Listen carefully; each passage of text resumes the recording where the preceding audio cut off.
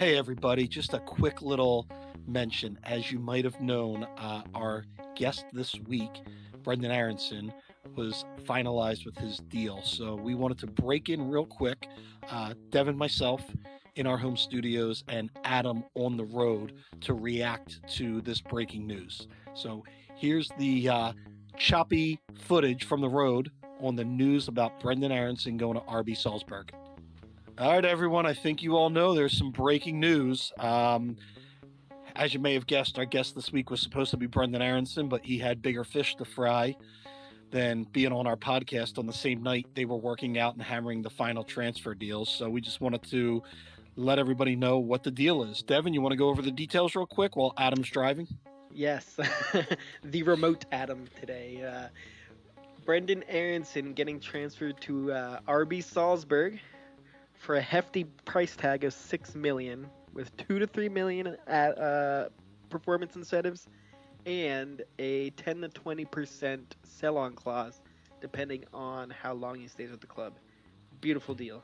His contract is with Salzburg till 2025, and a great landing spot for him, and a record deal for the Union. For I think the closest was 300 grand for one of the Far fans. that's That's how it. that's how close we are to this. No, this is historic, and I mean, this is the first domino in what we can only assume is going to be a steady stream of products from this youth academy getting pushed out to, Europe and pastures, but greater. I mean, they're not all going to be $6 million transfers. This isn't going to be how it is every single time. Brendan Aronson, in his own respect, is a very unique product, and this is as good of a representation of what we did have in this 19-year-old. But this is the first domino in what I believe will be many, and this is a marquee moment for the Philadelphia Union.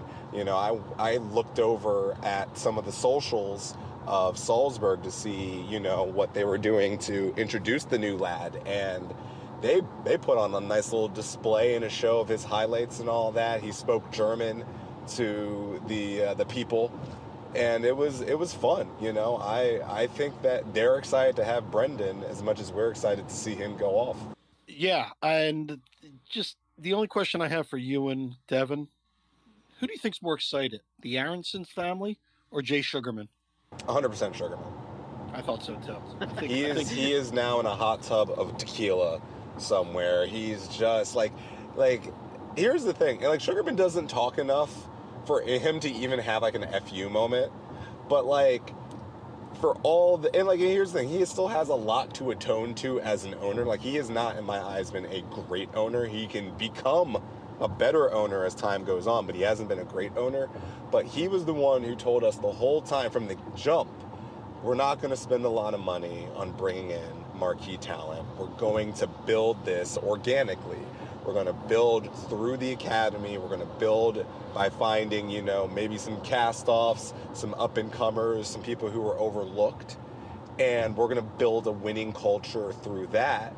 And this is one of his most marquee moments as an owner right now. Just the selling of Brendan Aronson today is one of the biggest feathers in his cap as the owner of the Philadelphia Union. If he wants to be considered a good owner, he better not be helicopter shopping. That's all I've got to say. But in all sincerity, I want to congratulate three people. One, Brendan Aronson, because actually you're doing all the hard work on and off the field.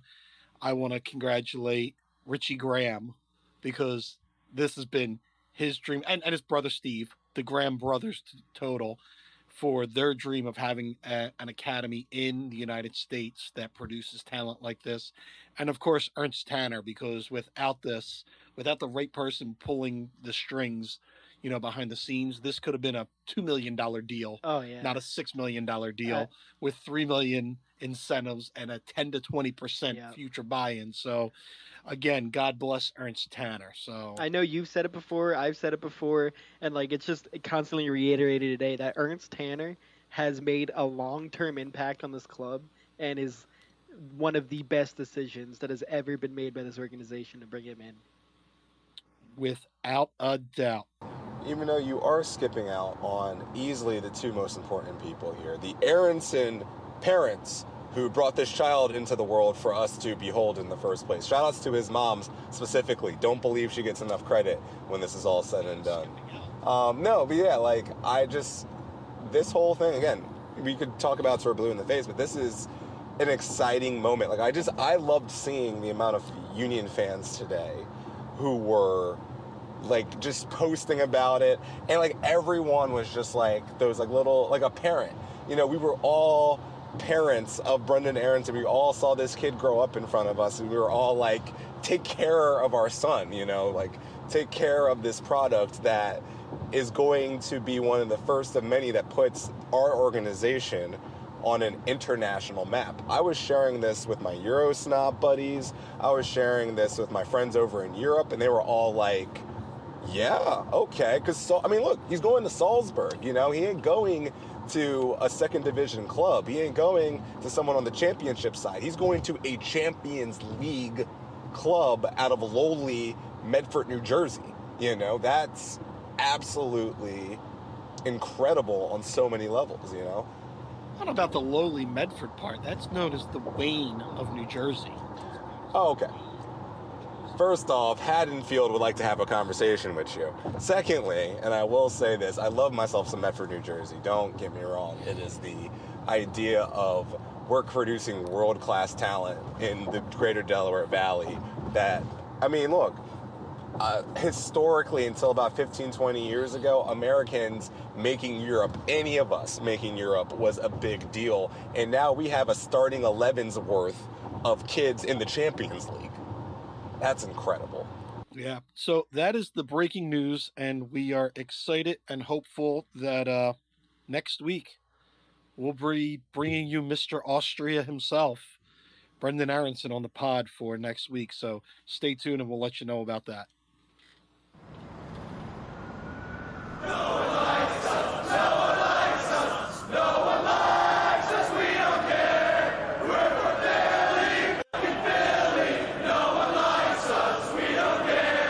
Recorded live from Random Secret Studios in Philadelphia and throughout the Delaware Valley.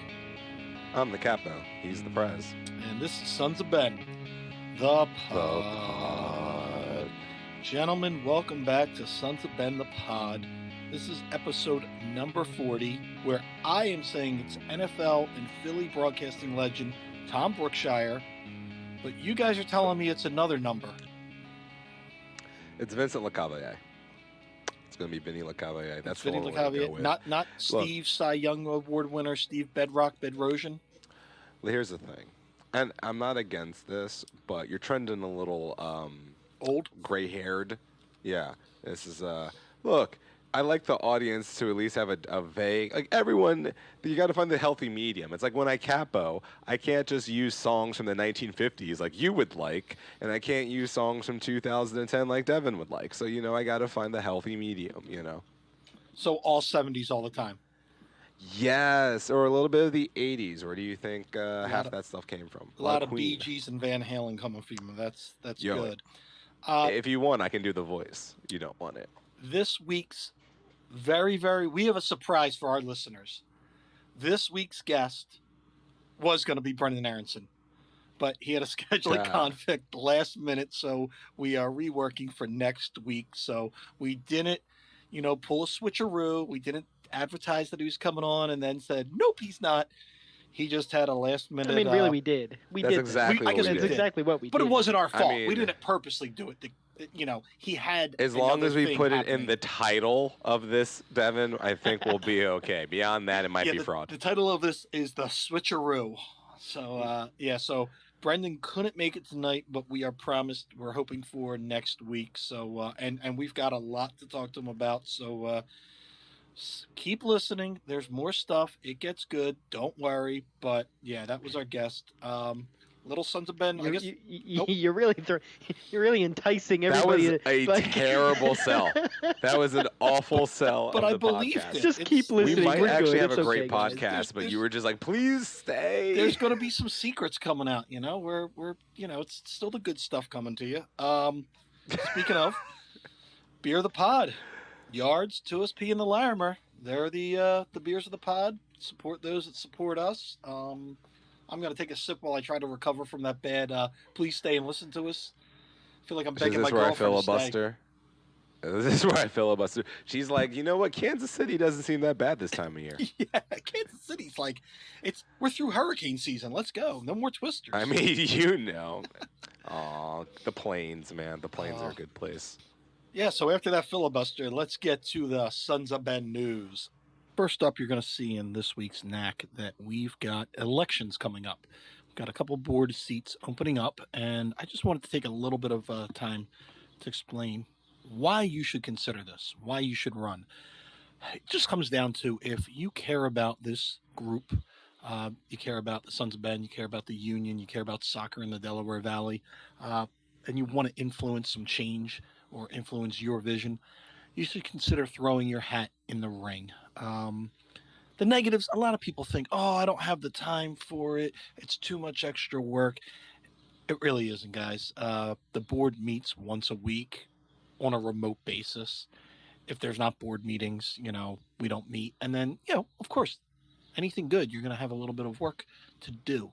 But the time commitment isn't as serious as a lot of people might think that would prevent them from taking on these responsibilities.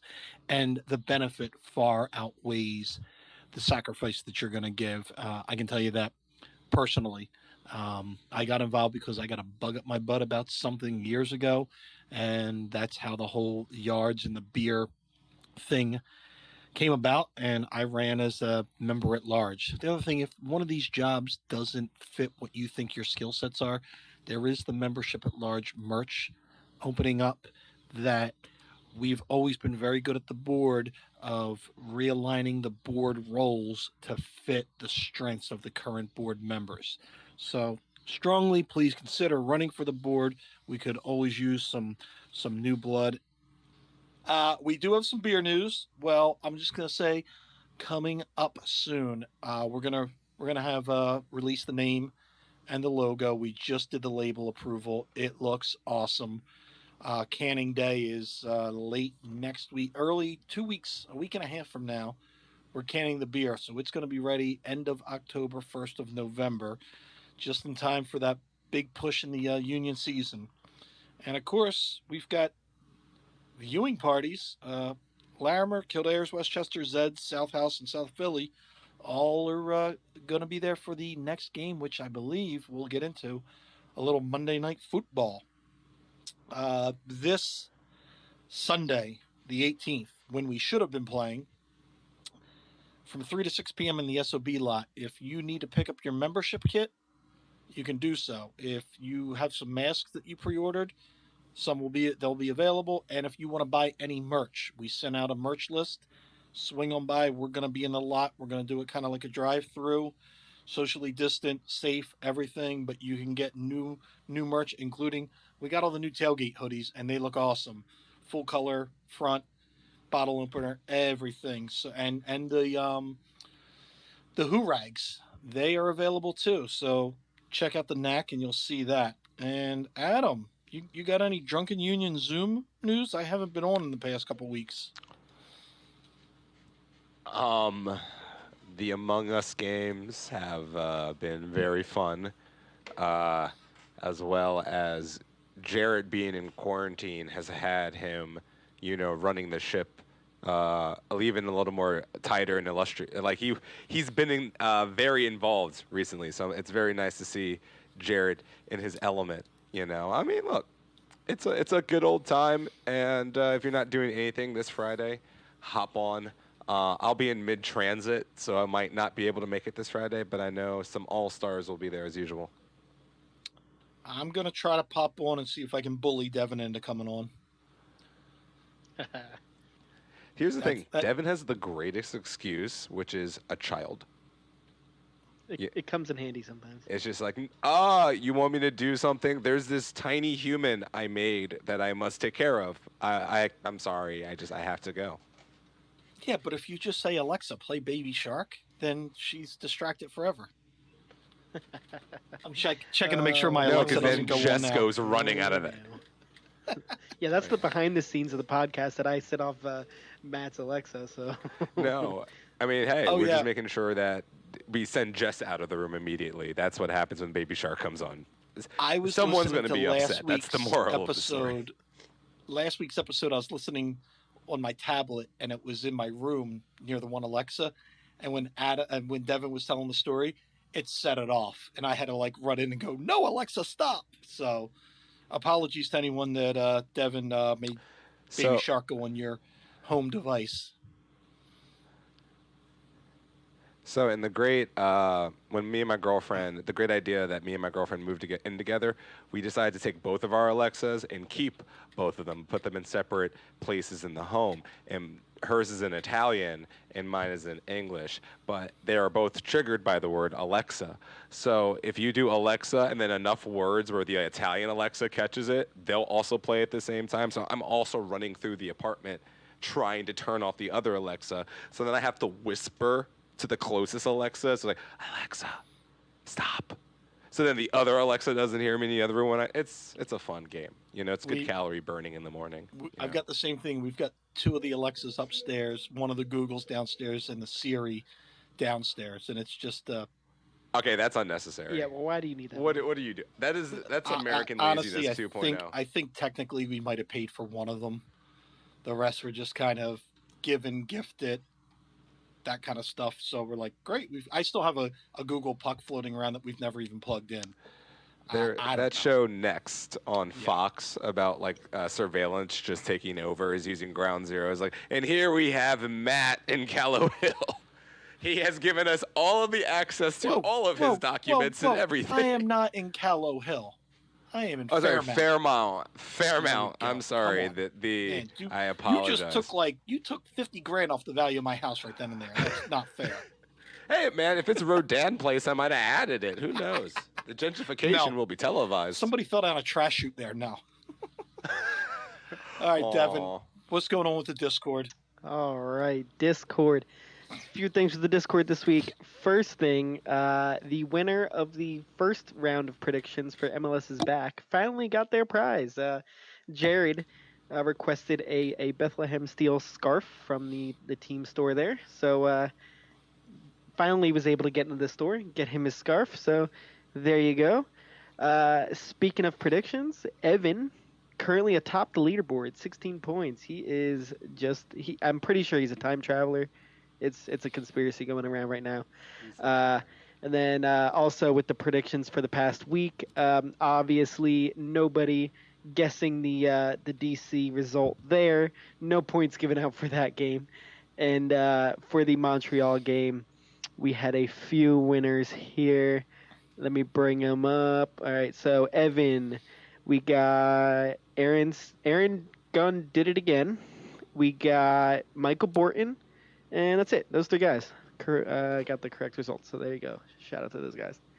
And yeah, also new in the Discord. We're gonna start doing this when we have guests on and whatnot. We'll take the questions from some of the Discord people in there. So I'll post some things in the podcast channel there. So there you go. And I'm gonna make an editorial note. If your question is boring, I'm gonna call you out for it. Just letting you know. So put a little thought into it. There you go. I have nothing for that. You know, I'm sure we're gonna get those people. Hey, what do you think about playing a 4-2-1-1? I'm like, no. We're just gonna make fun of you for the question. I'm here for backyard soccer tactics. Don't knock it till you try it. You know. I get enough of that from my text chain with my buddies. I get the backyard high school soccer tactics. Like, why isn't Jim doing this? I'm going, man, your high school coach must have been the greatest coach on the planet for you to be such a technician. But anyhow, that's just the misery of my my text chain during games. Pause. Did you catch that too? I don't know. Something happened there. You caught that too? Okay. Yeah. You cut out for like half of that sentence. Yeah. just move on. Yeah, Yeah. move on. Move It's on. cool. Devin, enjoy the edit. Yeah. So Sunday, fans in the stands and 2-1 versus Montreal. I think we briefly talked about it, but guys, opinions of the game and being back, thoughts? Devin, go for me All because I right. got a thought. He's still contemplating this one. I had to deliver it. No, it was great. I think there was a mixed bag of experiences from what I could tell in the Discord. I think some people might have got their hopes up a little too much. We're used to going to the stadium and having a packed stadium. It's obviously not going to be the same, but I had a great time, and it was honestly, I don't know if anybody else out there felt this, but when the team was walking out on the field and go through all the intros, a little emotional, little emotions in there. Just finally being able to be back at the stadium, and it was a feeling I've definitely never had before. Finally being able to get back and seeing live sports, it was a lot of fun. Obviously they come out with the wins, so that's always good. But Adam, have I filibustered long enough for you? I mean, like, it wasn't necessarily needed to filibuster. I just felt like my take being the first take would not have been. It's not that it's going to be hard to follow. It's just not going to be fun to follow. So it was just, look, I don't know if we should have been there. I'm going to say that. I don't know. I get it, and I think they did a very good job of doing the absolute best they could to making that a safe situation. I appreciated them filing everyone out by, their sections as opposed to having mass people try to hit the exits at once. Like, I appreciate all of this, but I even remember talking to some of, like, the security guards. We all just kind of looked at each other, and you're just like, too soon? And they were like, might be. I mean, and ultimately, look, happy to be there. I had a very similar experience to Devin when, the procession's coming out. This was the first time we got to hear Hans Zimmer's new MLS anthem in the stadium. So I was pumped up about that and everything. And then, but there was the part of me that looked down and saw that when Mark Evans was like, yeah, no one in rows A through H, and the distancing and the fact that I had to use a plastic seat to put the pot in to drop the grenades of smoke in. And it's just like, it was really nice to be back. I had a really good time being back. Something in the back of my mind kept saying to myself, this might not be the best idea. Sorry, No, Matt. go ahead, then I'll follow that up. No, I think it was the best of whatever situation that we could have been given, and like I don't want that to be lost. That the team that the team did do a fantastic job. Amazing. With every facet of every little detail that could have been accounted for, they did do a great job, and changing up the way that you do things in the stadium, changing up just the way you walk around the stadium, and and for the most part, everybody that I ran into at least was had a mask on, was decent about space and whatnot, and I didn't at least from my point of view did not see anything out of line or anything like that. So Yeah, I guess that. At its core, it wasn't like, I'm not saying this because I just walked around and thought everyone was being unsafe. Again, I agree with you, Devin. I believe that everything was done as best as it could have been done in this situation. And it might just be me being psychologically affected by the pandemic as a whole, saying to myself, is this too soon, when it could be or could not be. It was in the back of my mind. And I remember talking to some people in the river end, and they shared a similar kind of sentiment of, I'd rather be here than not be here, but I feel a little off, Yeah, I mean, let me follow up with that. So, same thing. Being back there, a little surreal. Some of it felt like 2014 Philadelphia Union with only 2,000 people in the stands and not 18,000, but that wasn't because of a pandemic. That's because we sucked. So some of that felt, no, just kidding. But when you say too soon, I don't think it was too soon. It was, we were the first. And I'm glad most people felt a little self conscious, a little apprehensive, because you're supposed to. The people that were walking around cavalier are the people that I worry about. Now, for the masks, I thought everybody, for the most part, did a really good job. I did notice a lot of people that would sit there, take their mask off, and linger their hot dog or their beer around their mouth so they want to get yelled at so they could scream and yell. And I'm going, dude, really? Take a sip, put your mask on. It's not about you, it's about everybody else. So there were a few people, and I saw a few, you know, tweets or social media like, oh, the mask police were yelling at me. I'm going, you know what? Just be considerate of other people. But for the most part, the team did a great job. Keep in mind, that was a Sunday game, and the Monday before that's when the state said, oh, we're going to allow this, and didn't really drop anything. So the team did a great job getting everything together. And we can sympathize because I think Adam will tell you, for the capos and the drummers and the board members that were there were organizing stuff, that felt like a March game because we weren't ready. Your voices It weren't ready. was. We were not in October form by any means. So I can understand all that. So it was a little, we had some parts that I thought was a little rough, but I'm glad we were there. And I think we're ready for the 24th even more. I think people that were in the stands know what to expect. I know I talked to some of my family that didn't want to be the first ones in there. And they're like, how was it? I go, concession lines weren't bad. Bathroom lines weren't bad. I didn't feel jammed up when I would go into a bathroom. I didn't bump into people. I go, people were wearing masks. There was a lot of staff there if you had an issue. So I didn't have any issues with it. I thought they did a good job. I mean, yeah, it's a low number. So for a atmosphere that stadium could be, for as good as that team is, but the other good news is that poor damn referee knew exactly how we felt about Ted. I mean, and then Adam took advantage of the bullhorn a couple times. So some of that is just like, wow, when else can you be in a stadium and the players know exactly what you're saying? So there's some novelty to that. That if you can get a ticket, you should go because hopefully we never have to go through this again. So if you want to be one of 2,700 watching the game, I mean, some of that was kind of cool in that respect. But I agree. I hope everybody that walks into that stadium has got a little bit of nervousness because you should have a little bit of nervousness. It's not wrong that you're there. It's only wrong if you do something stupid. But if you've got a little bit of nervousness, then we're all going to be careful. And we were the first in the city of Philadelphia to come back as sports. So we had a lot of eyes on us. We had news coverage, we had newspapers. So that in itself was cool because we usually don't get any kind of recognition. So we did it right, and I think the Eagles now are going to be looking at what they did to see if they can do it. And here's the big picture: if we did it right and the Eagles do it right, maybe we can start getting a little piece of normal back into our lives, as long as we're all careful. So I guess that was my take. So yeah, that's what I thought about being back. But it was great to be back.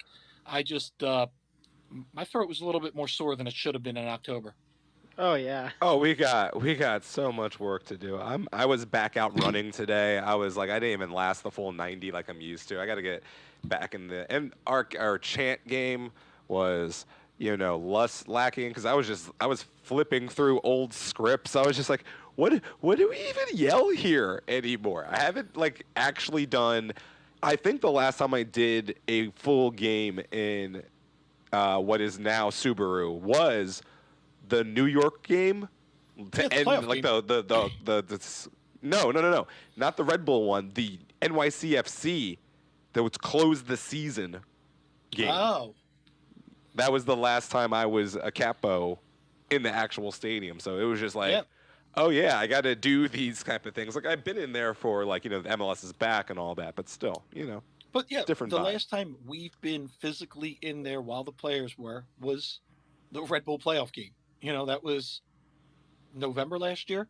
So almost a full calendar year since we've Yeah. physically been there. So yeah, there was some hiccups and there was stuff Uh, for us. We didn't have certain materials that we normally have because we didn't buy them because we weren't coming back and we couldn't get them in time. So there were certain things, but we're like I said, it's a learning curve and just same thing with the team. They were reviewing some of their things like did they go overboard on one thing or should they do something different or so I think it's just going to be a better experience as long as we can keep doing it. And, I'm hoping it can continue into the playoffs. So we'll see. I'm Uh, here for it. Wednesday, we had a game in the nation's capital. Uh, I had a fear, and my fear was the same thing we talked about Cincinnati. Was this going to be a trap game? Ben Olsen's no longer the coach. That team sucks. It's a midweek team. We're just taking Amtrak down. Where the guy's going to take it too light. That was my biggest fear. We didn't have a pod to talk about it, but I know Adam and I talked about it when we met up at the Larimer, and we've discussed it with other people. And I don't know. Was I right thinking it was a trap game? Was it just a bad performance by the guys? Did DC just say, we're going to win one for good old fired Ben Olsen? What did you guys think? Okay, so you know how we're in the narrative business. We you take something that you saw and you make a picture, you paint a story for it, and you make the story because it's easier to digest that way, because facts are sometimes difficult, and it's easier to make it more romantic and poetic, and you know they scored 2 goals on 2 weird things. You let too many set pieces happen in one sequence, and they got a header on it. And then Alejandro Bedoya gets a handball call, which 5 years ago doesn't happen. I, But in 2020, because of these new handball rules and all of these letters of the law and all this, it happens now.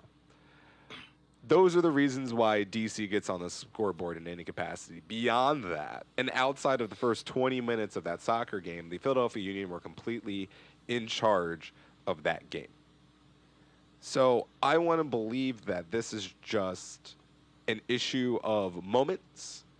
And I don't want to say they had a bad performance because I don't believe they had a bad performance. I don't want to even give DC United that much credit because I don't believe they had a good performance. I don't believe they had the boost of, not having a new coach. They scored a penalty. All right, they scored one goal, one header, which was a beautiful header and a penalty. That doesn't scream to me DC United was rah ready to go, charged up because Ben Olsen got fired. I believe that the Union found themselves in a situation where they could have easily dropped all of the points, and then they put themselves in a position to take all of the points at the end. And I believe that's indicative of a good team. Last night we saw a team like Columbus lose to Cincinnati where that goal wasn't at the death. Cincinnati scored that second goal in like the 47th minute, and Columbus could not score again on the team that bad. You saw Toronto give up to a 17-year-old a game tire.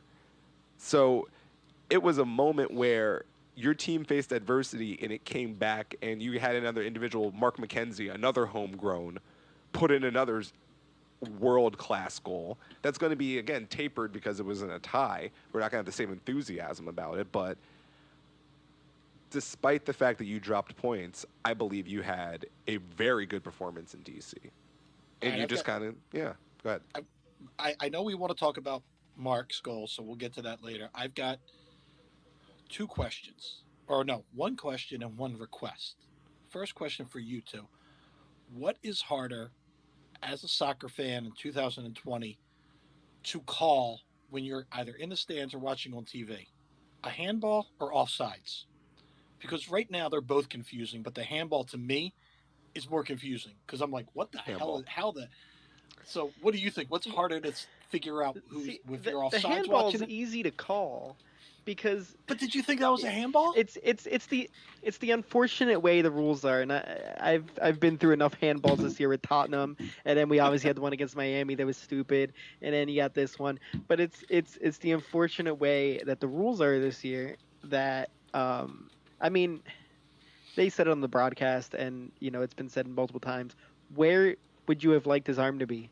What would you have liked him to do? It's not like his arms were out like a freaking airplane out here. His arms were tucked into his body. He was turning his body away from the ball, and it's a harmless touch. I mean, it's not like that ball was going into the net and he blocked it from going into the net.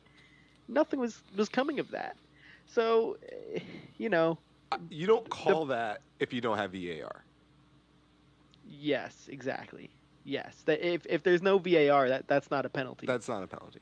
Yeah, No, and no, that's that's and I think in the age of slowing things down, I agree that it's necessary to have, challenges and all this stuff in there because you want to get it right, especially if the call is super egregious.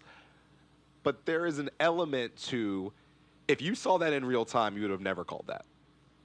And then because someone got in your ear who was slowing it down to the millisecond and said, wait, hold on. It just, there's something to be said about if you saw it, like, if you thought it hit its body and you thought it was a handball, you thought that that direction changed of the ball that drastically, or he made himself too large or something, you would have seen it almost immediately. You know? So you're like, if it's a handball, let it be a handball, and if that's the rule that we have it now, it is what it is. But it does seem crazy to me that you're right. What was he? Are you not allowed to have arms? Like what are you supposed Yeah, to do where with could your he put arms? his in that arms photo? to What avoid was he that? supposed to do? Like Yeah. what would have been? Was that destined to be a penalty no matter what? And look, I ain't even going to be that guy. If I'm El Seno, am I just not kicking balls into people's arms now whenever I get into the box? Like, is that not the new game? Oh yeah, you might as well just scoop it right into somebody's hand and then like I'm penalty just kick. saying. Yeah. Look, if that is a penalty on Bedoya for a shot coming into the box, then I'm saying if I am a person who has any type of technical skill, I'm trying to scoop balls against people's sidearms in the box until I can't. Because you got to call those, right? Like, we have an example of how fickle they're going to be with these calls. I'm saying, do we not? Is this not now gamesmanship? And shout out to El Seno because he did have a new move. Did you notice he jumped in the air, hit his butt, knocked over a guy, and then hit another guy? Like that was WWE at its finest. Like my man, he's got another career after this. Not just being going to the stud farm and making academy players. He can go to WWE. That was like a flying butt headbutt thing. It was awesome.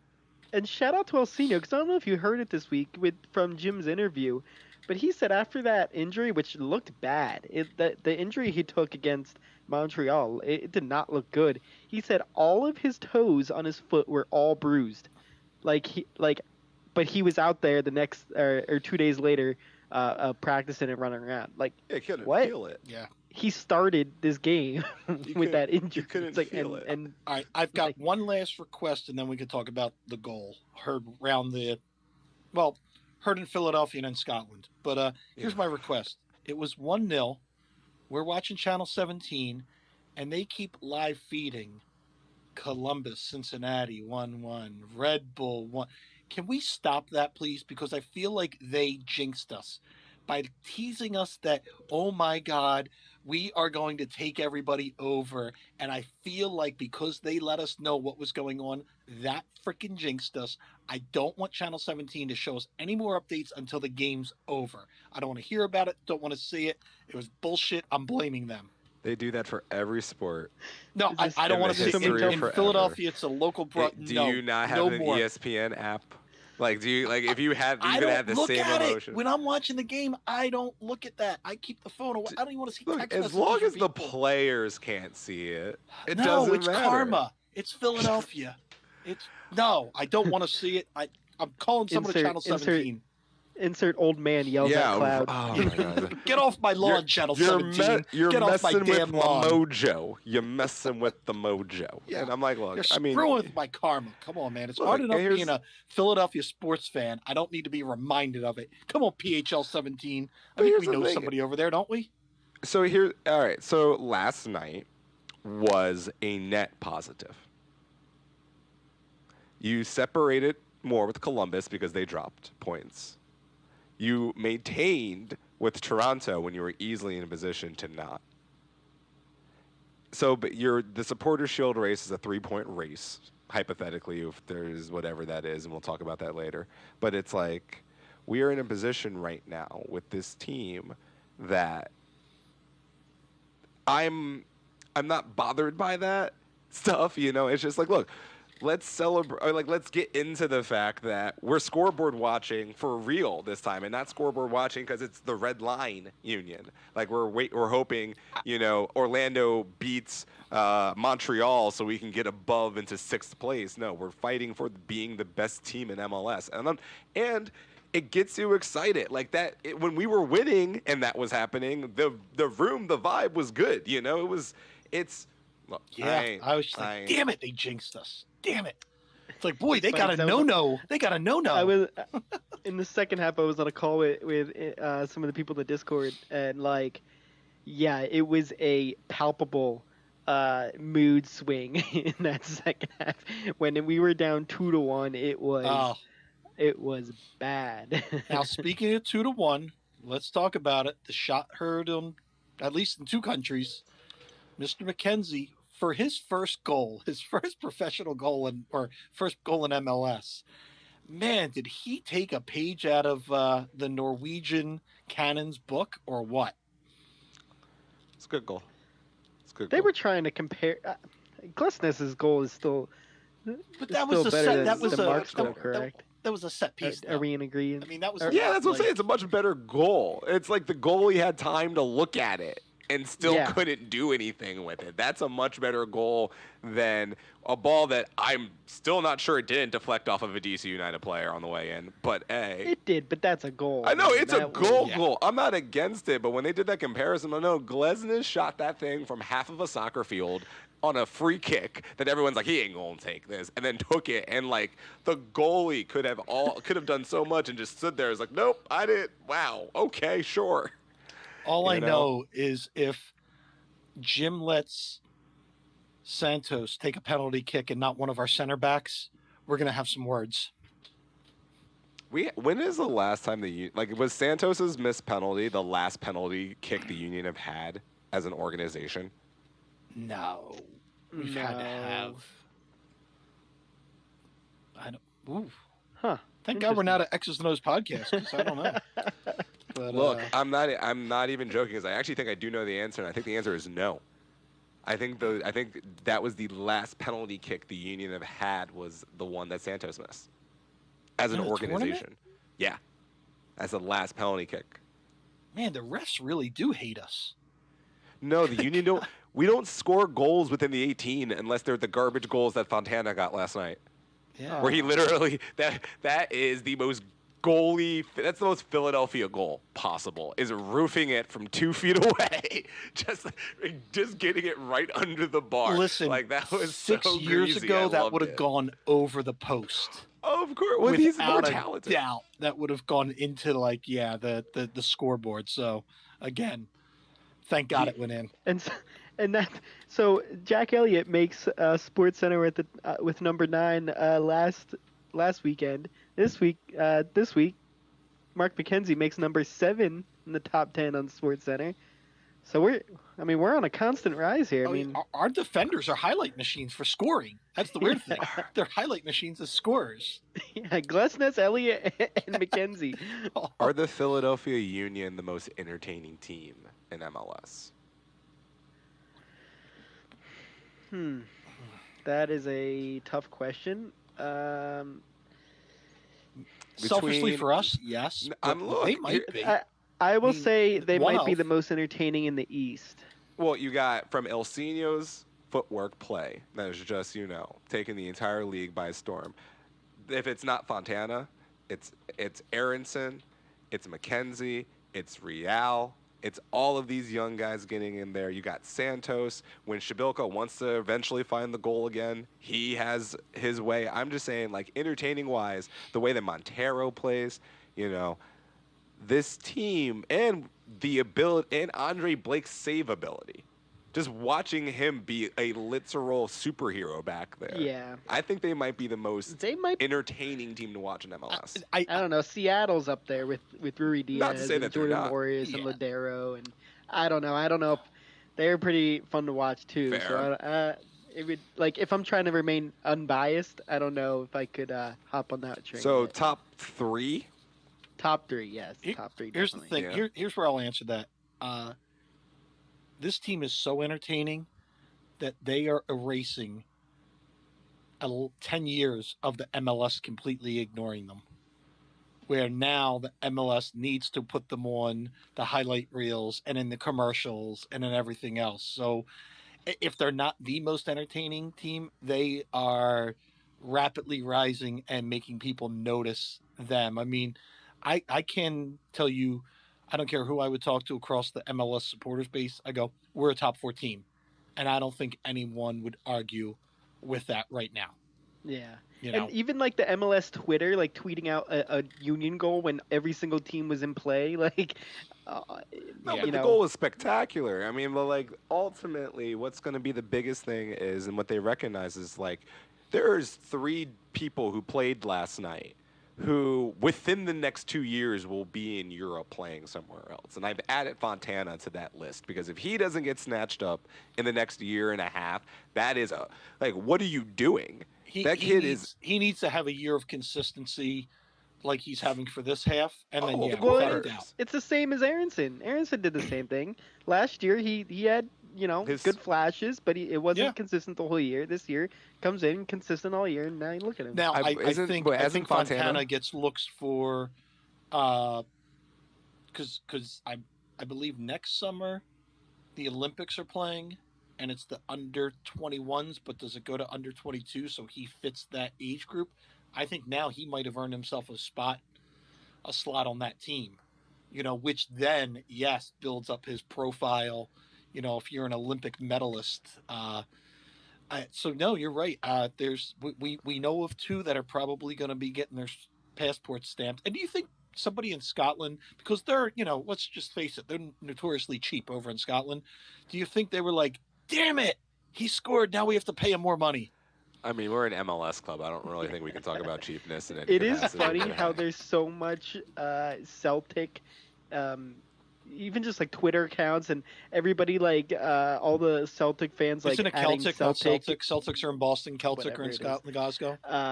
But I it mean, is it is funny how much their fan base is like pandering to try to get them to sign Mark McKenzie. So they see it. They see what that is. I mean, and look, the thing about it is, like, that's what's going to make the Union a household name internationally, is them selling all of these guys to top clubs. Not even just regular ass clubs, like top clubs. Like here's the thing: I don't think Fontana's going to go to maybe an EPL club, but can you not see him in the championship in 3 years? Can you not see him in a decent squad somewhere in Italy or something? Like, there is the thing.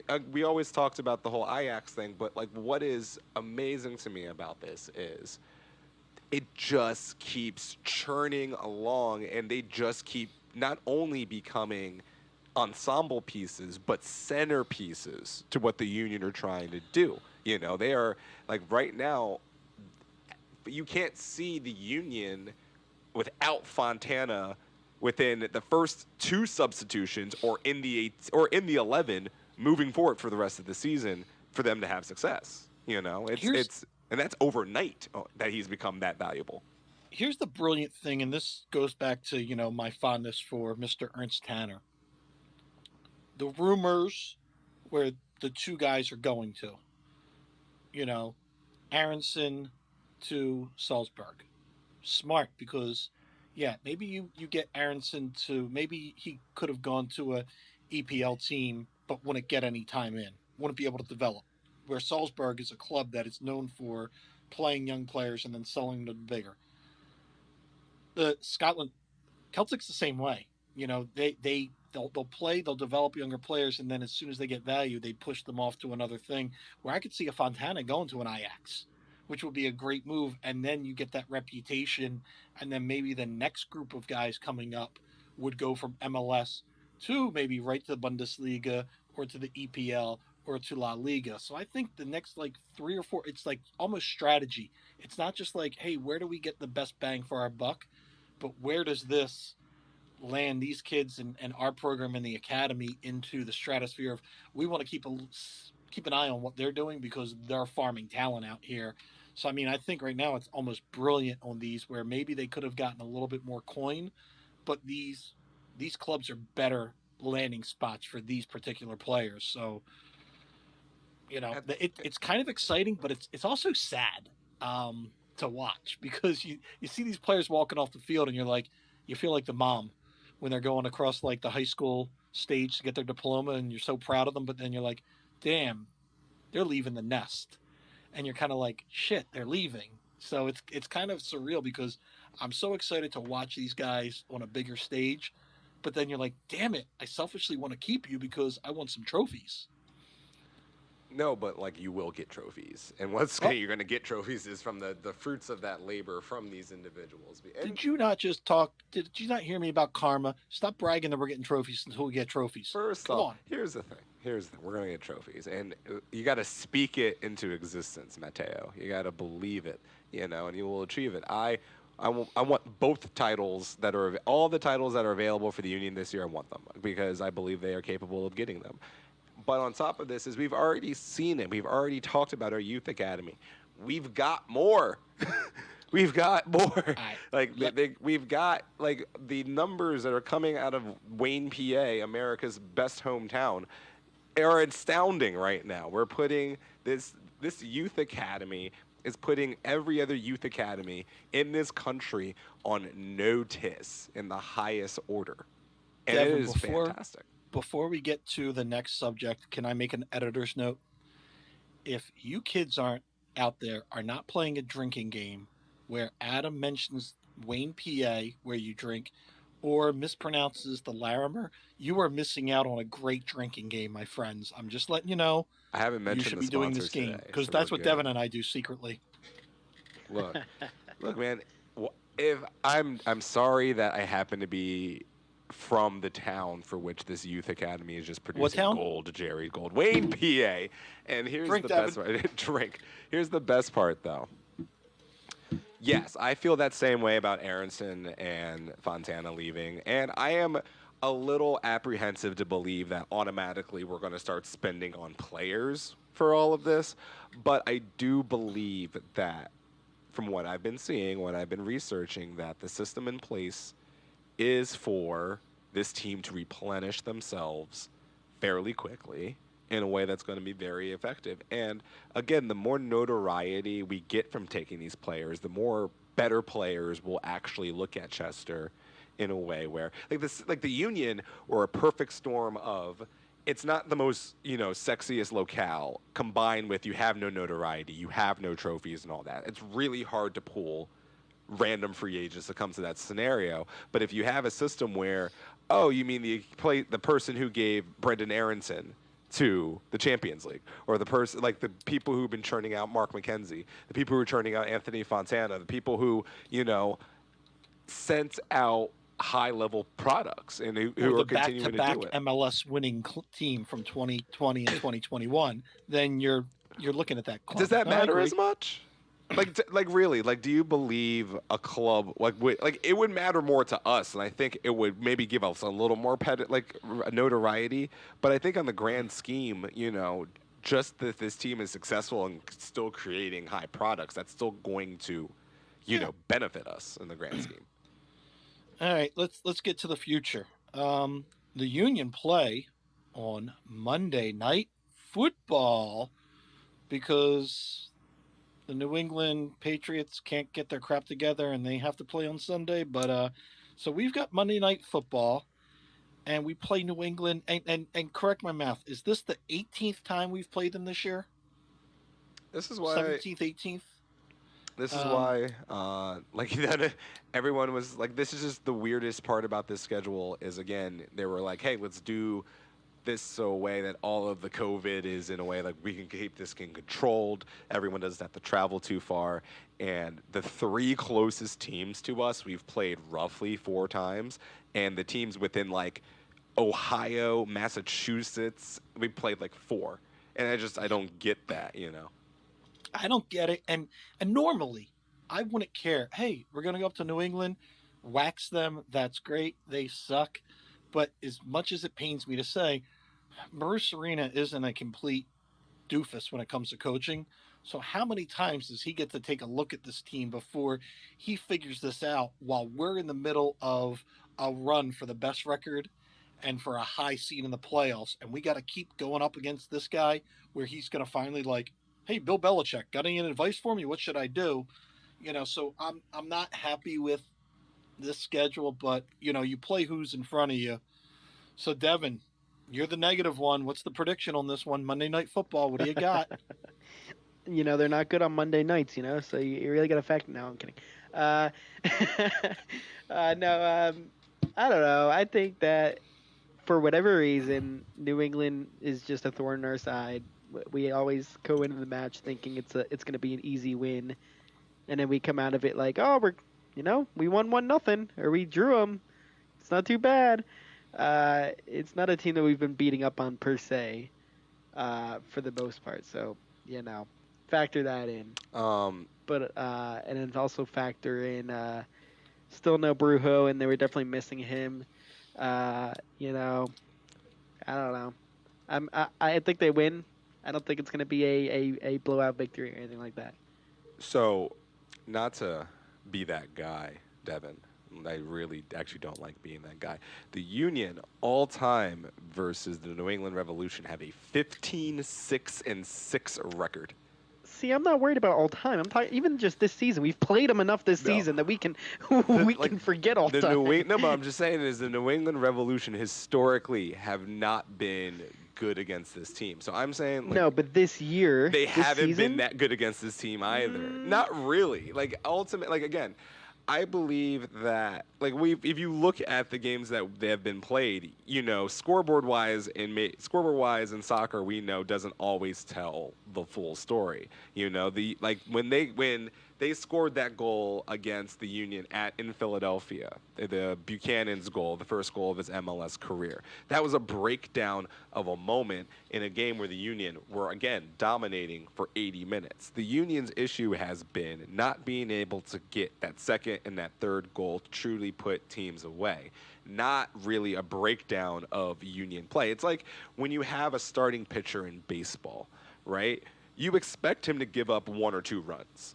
You don't expect your guy to go out and go 7 shutout every single time. You have to plan for the idea that he may give up a run or 2 in the game. And you, as an offense, have to do enough to make sure that 1 or 2 runs that your pitcher gives up doesn't matter. And that's what these Union have been failing to do is they've been kicking too many balls directly at keepers and grazing too many posts at this moment. And they need to just get a couple more finishes in here. And we can talk about the addition of Corey Burke and seeing if that's going to help what's going on right now. Because Shabilko can't find the net right now. Wooten isn't really finding the net right now. You can rely on Fontana and Aronson and Santos as long as you want. But one of these other guys that you have up here who is designated to put the ball in the net has got to start doing it. So what do you got for your prediction, Adam? Oh, they win. I say...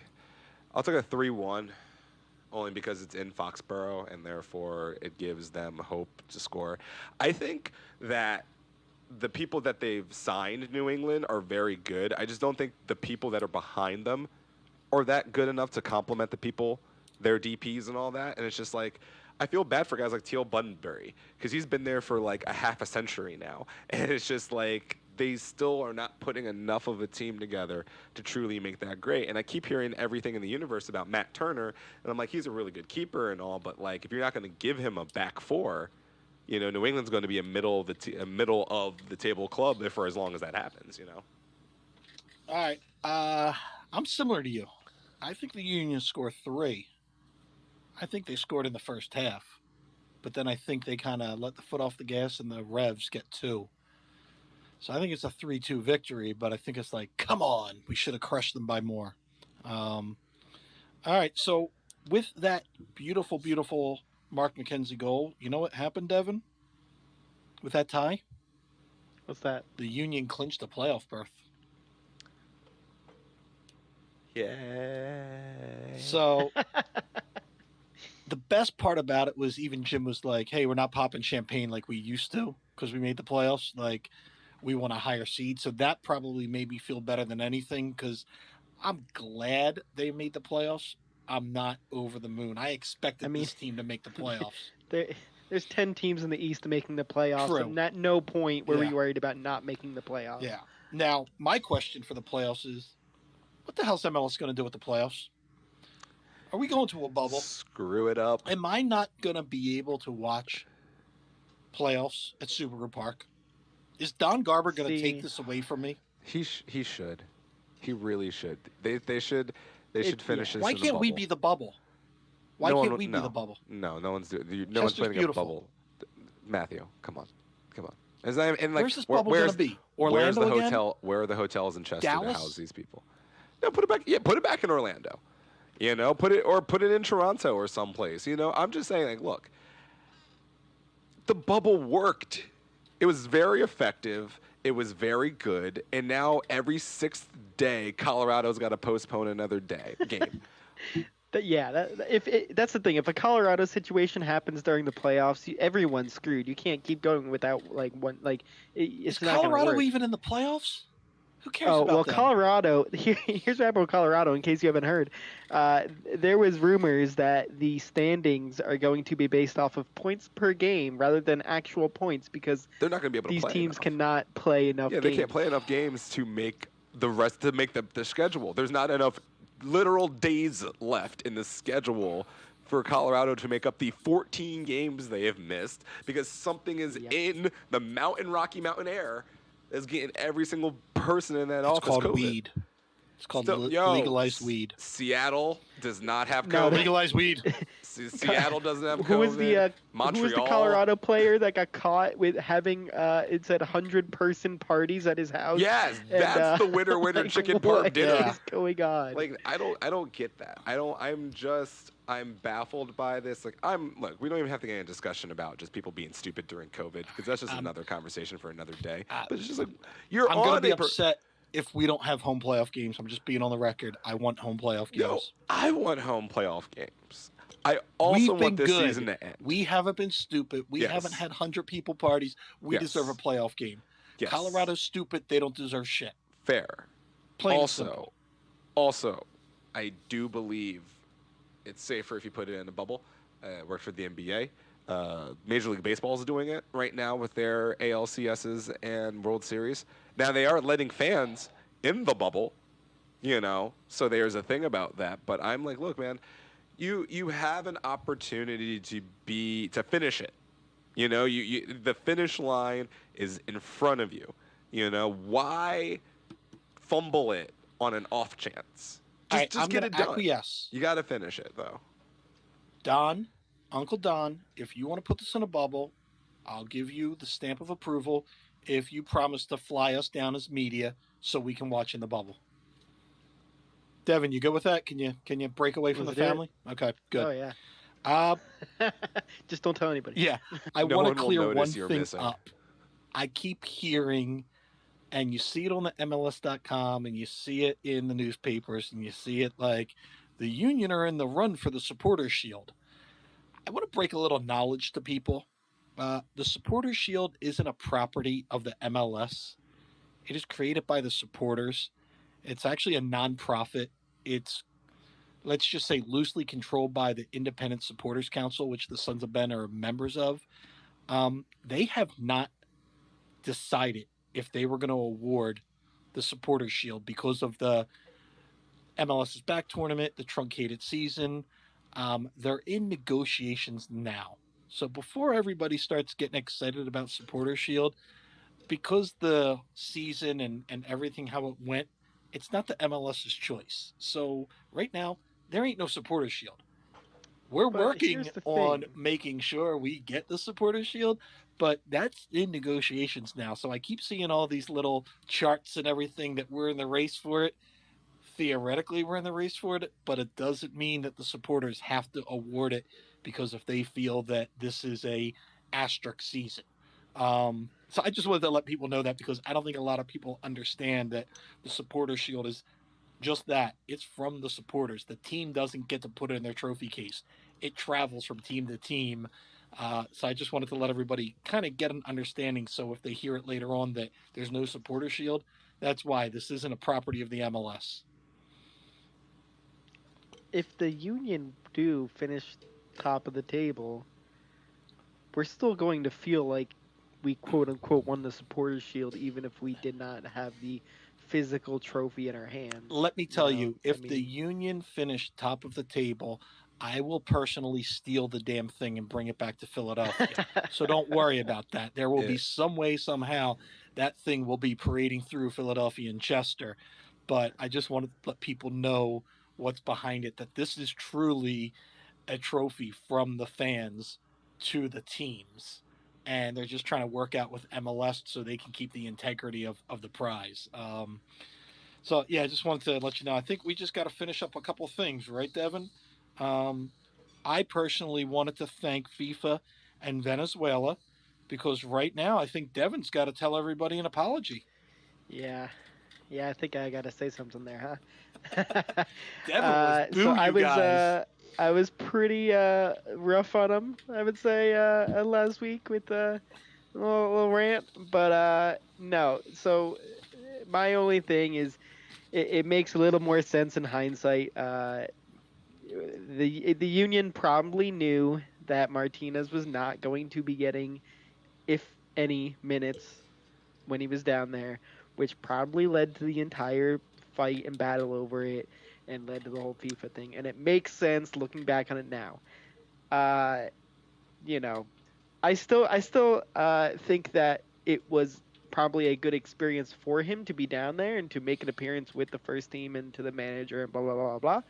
But you factor, COVID into all that, and you know how much does it really matter at that point. So I just hope they paid there for his you plane ticket and he'd have to go out of pocket for that. Because that's all he got out of this go. was a freaking plane ride. He got a plane ride and maybe a brand new set of sweatpants. look, why the hell are they having World Cup qualifying right now? Let's just start with that. Secondly, yeah, the union knew he wasn't going to be used. It's the same like if Kasper Shabilko gets called up by the Polish national team, what are the chances you think he's going to make it? Oh, he would definitely replace Lenikowski. What are you Oh, talking yeah, about? of course. He's obviously the second striker, right? That's what I'm saying. Like, but here's the thing: because of Poland's, maybe not the deepest catalog of players, there's a good chance that Shabilko could have been called up for one of these things. And here's the thing about that: the union should not let that man go anywhere near that place, and not even just because of Poland. You have an opportunity to finish the drill. And again, I was a person who I'm not going to sit here and pretend like I was like Jose go. I was okay with him going if he was going to play. But it was obvious that the union knew and the rest of us could have just deferred, like looked at the roster and said, "Well, who is he better than?" Like who is the person that he on this roster that's not a terrible roster that he's better than that he's going to like not make the 18 but actually get some playing time. This was Jack McIlnerney making the Gold Cup all the bleep over again.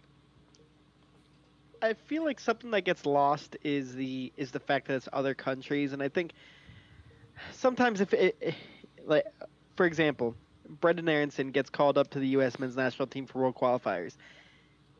That think of it that way, where obviously everyone's going to have an emotional connection to the U.S. and yada yada, and you want to see Brendan playing for the U.S. We all want to see that. It's a little bit more disconnected when it's a different country and it's a different See, I don't think you're disconnected. I just think like it doesn't. He didn't get to play. It doesn't count. He doesn't have a cap. He doesn't get to say, I am a Yes. Venezuelan national player.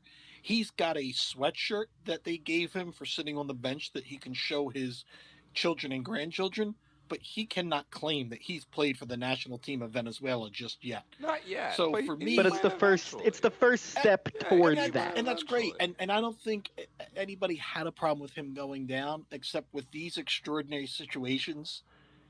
Without him playing, man, you just jerked us in a circle. You jerked him around, you jerked us Yeah. around.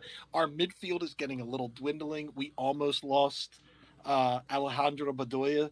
Thank God that yellow card didn't count because the TV broadcasters made us all think that he wasn't going to Well, be available it's for not New that it's England. the yellow card counted. It's just Right. that he It didn't He get. didn't have a, Yeah. but imagine if Bedoya wasn't playing against New England Or Vec. and now he's still in Horford. quarantine. Like that would have been a disaster for us. So No, we would there's have certain seen things you're sexy like, season damn in it. his natural habitat. We would have finally Yeah, see the debut. Yeah, the devil's advocate side of it is Rui Diaz. I don't know if you guys saw what happened with that, but Yeah.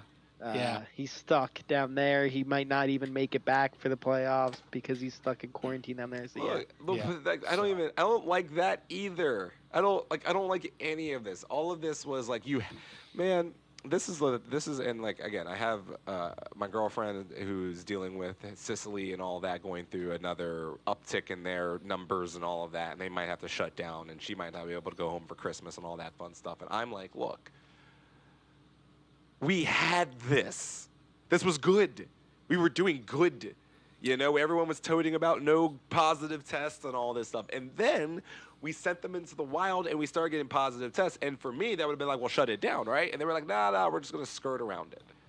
The money is too valuable for us. We got to find ways to just skirt around it. If a team tests positive, we'll just wait till they're not positive, and then we'll let them play until someone tests positive. And then we'll wait till they're not positive, and then they'll play. I got the Tennessee Titans. I'm watching Tuesday night football because the Tennessee Titans can't get their shit together. I got half of the NBA got through their bubble, and everyone was fine. They went from the beginning of the bubble. They were in there for freaking 90 bleeping days. They've been in there since August, and they just left 2 days ago, or at least the Miami Heat and the LA Lakers. And no one had COVID the whole time because you know why? Bubbles work. Monitoring people works. The NHL, virtually no positive tests because you know why? Bubbles work. The NFL and the MLS are getting positive tests on a weekly basis because you know why? They're out in the wild again, pretending like they're in a bubble and they're not close to it. They're still sending them home to their families. This was dumb. Having an international break right now was dumb. This isn't a normal year. You gotta throw it out. World Cup qualifying ain't happening this year, sweetie. It's just not worth it. But cash rules everything around me. Cream, get the money. Dollar bills, y'all. now, Devin, it's weird. I was going through all of the press conference stuff, with news of the upcoming transfer and the past game with the referees, and this was the only quote I got from Jim that I thought was a little weird, and I'm not sure if you got that. And maybe we should read into this, but Jim, on a side note, and I don't know if he was talking to the press or someone off camera, but he goes, Jesse, the deal's going down. You can send me back the thumb drive now. Not sure what that means. Does Jesse Marsh have pictures of Jim? So I guess something's going on with Jesse Marsh and Jim Curtin and a thumb drive, but can't wait to find out what's happening with that. Now, Devin, I know we're getting to the end of the clock, so I think we're wrapping up. Did we miss anything yet before I give one final shout out note, and then we can wrap this up? And it revolves Adam's bubble. That bubbles work. Looks good on my end. Good. All right. So apparently bubbles work even in the Overwatch League. But Adam, are the Fusion coached by 1990 2000 Andy Reid? Can you explain? That Andy Reid would still have gone to the Hall of Fame without the Super Bowl ring. That's how good of a coach he was. Okay, look. All right. Maybe I didn't talk about the Overwatch League because I didn't want to rehash the fact that the Union did the most Philadelphia thing ever, which is go to a grand final and shit the bed. And I mean, like, when I say shit the bed, I mean they didn't even win a single map. It was atrociously sad. And Now, was that like Donovan embarrassed. throwing up? No, because Donovan at least actually got the Eagles within a field goal of winning the damn Super Bowl. Like, the Fusion were never even in this. Like, this was... So was it like Mitch Williams serving up a freaking softball to Joe Carter? This was the Houston Open Cup final.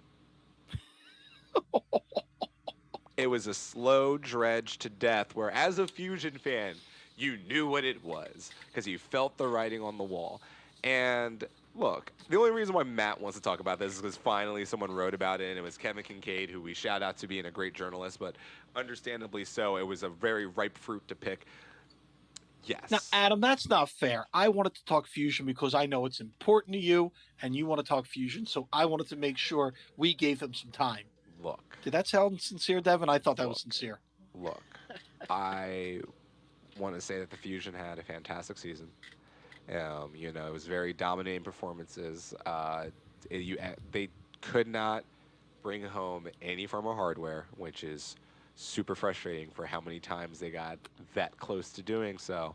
But if you look at it as a whole, they have established themselves as one of the dominant teams in the Overwatch League.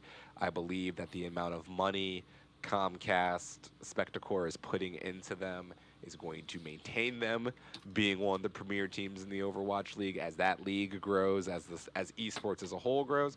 And I believe they are one of the first steps to making Philadelphia an esports mecca in the United States. And I believe that's going to be super beneficial for all parties involved when that happens. So I understand. Fusion, Look, welcome to Philadelphia sports. You finally belong. First off, You finally belong to us. You finally did something to earn your stripes in Philadelphia. Now go win the offseason. If you were paying attention, season 1, they've already done this before. This ain't new. They literally lost the grand final in season 1. So yeah, they already earned their stripes from the get-go. This is a normal activity for us. Breaking news: they're about to ready to move to Buffalo. Speaking of breaking news, we'll end the pod with some breaking news from Joe Tanzi. Oh, Lord. Jose Martinez is back in Philly. The first game he'd be eligible for is October 28th versus Chicago. Oh, that's not bad. Have fun quarantining. That's not bad. Yeah, the problem is I think he can do individual workouts. He probably won't be able to practice with a team until after the New England Monday night game. So he would get maybe Tuesday to practice with the team before that game. But well, he can't. Screw it. Yeah. Yeah. He can do it. Yeah. So we'll see. But hey, guys, that was number 40 in the books. And next week we are crossing our fingers that we have our special guest this time. And so tune in then. Guys, anything else, or are we wrapping this up? That's fine. I'm good. Very solid. All right, everybody. Thanks for tuning in. And remember, wash your hands.